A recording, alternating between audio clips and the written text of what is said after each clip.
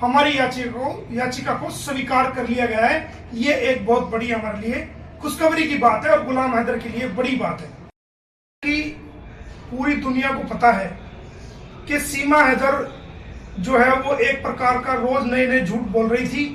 और उसने ये कहा था कि उसने 12/3/2023 को नेपाल के अंदर सचिन मीना से शादी की है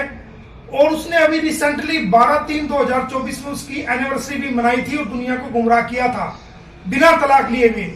और अभी जो खबरें भी सुनने आ रही थी कि भाई वो किसी बच्चे को भी जन्म देने जा रही है और कई बातें उसके अंदर थी। तो गुलाम हैदर ने जो मुझे कहा और जो डिस्कशन हुई उसके आधार पर हमने सीमा के खिलाफ, सचिन के खिलाफ और उनके मुंह बोले भाई एपी सिंह के खिलाफ और जो पंडित जी जिसने फेरे कराए थे उनके खिलाफ और तमाम उन बरातियों के खिलाफ एक हमने फैमिली कोर्ट गौतम बुद्ध नगर सेशन कोर्ट में हमने एक मुकदमा फाइल किया था, जिसके अंदर हमने हिंदू मैरिज एक्ट सेक्शन 11 के तहत और सेक्शन 6 जो कि यूपी धर्म विधि विरुद्ध धर्मांतरण अधिनियम के तहत हमने एक मुकदमा फाइल किया था। तो उसमें उसके अंदर हमने कोर्ट में याचिका फाइल की थी और उस याचिका के तहत कई दौर की हमारी सुनवाई हुई, बहस हुई उसको एडमिट करते हुए और हमने ये 1 तारीख को फाइल किया था और कई दौर की उसमें बहस हुई। तो कल ऑनरेबल जज साहब ने, जो वहां पर जज साहब थे राजेश कुमार मिश्रा जी, उन्होंने हमारी दलीलें सुनने के बाद हमारे केस को जो है एडमिट कर लिया है और इसके अंदर बहुत जल्दी ही सीमा को, सचिन को, डॉक्टर एपी सिंह को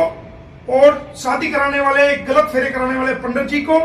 और तमाम उन लोगों को जो इस शादी में शामिल हुए थे, बहुत जल्दी इसके अंदर जो है नोटिस जारी होगा। ये जो शादी का आपने जिक्र किया, ये नेपाल की बात कह रहे हो या इंडिया में जो ये जो विटनेस है बताती है अपन? ये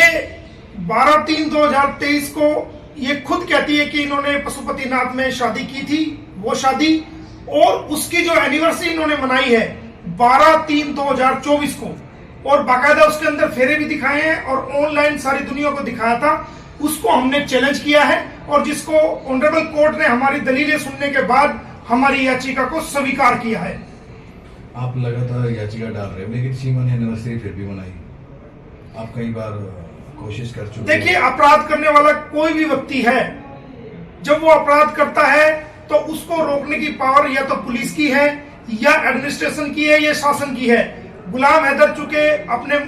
देश में बैठा हुआ है, सऊदी अरब से वो वापिस आया है, वो अपनी कानूनी कार्रवाई को कर रहा है और हम कानूनी कार्रवाई के जरिए ही अपनी कोशिशें जारी रख रहे हैं। अगर वो अपराध कर रही है तो वो स्वयं जिम्मेदार है और जितनी बारी अपराध करेगी उतनी बारी कानूनी कार्रवाई को उसके खिलाफ अमल में हम लाएंगे। इस याचिका पे अगली सुनवाई क्या कैसे रहेगा आगे? इस याचिका पे बहुत ही जल्दी अभी हमारी कल ये एडमिट हुई है हमारी याचिका और इस याचिका पे बहुत ही जल्दी जो ऑर्डर पास हुआ है वो ऑर्डर की हमने कॉपी अप्लाई कर दी है। वो ऑर्डर आने के बाद हम आपको बताएंगे कि इस ऑर्डर में क्या ऑर्डर पास किया गया है, लेकिन हमारी ये याचिका ऑनरेबल कोर्ट ने स्वीकार कर ली है। ठीक है, याचिका में क्या कहा था वकील साहब आपने? याचिका में हमने एक तो शादी, इसकी जो शादी है इसको चैलेंज किया है, ठीक है, और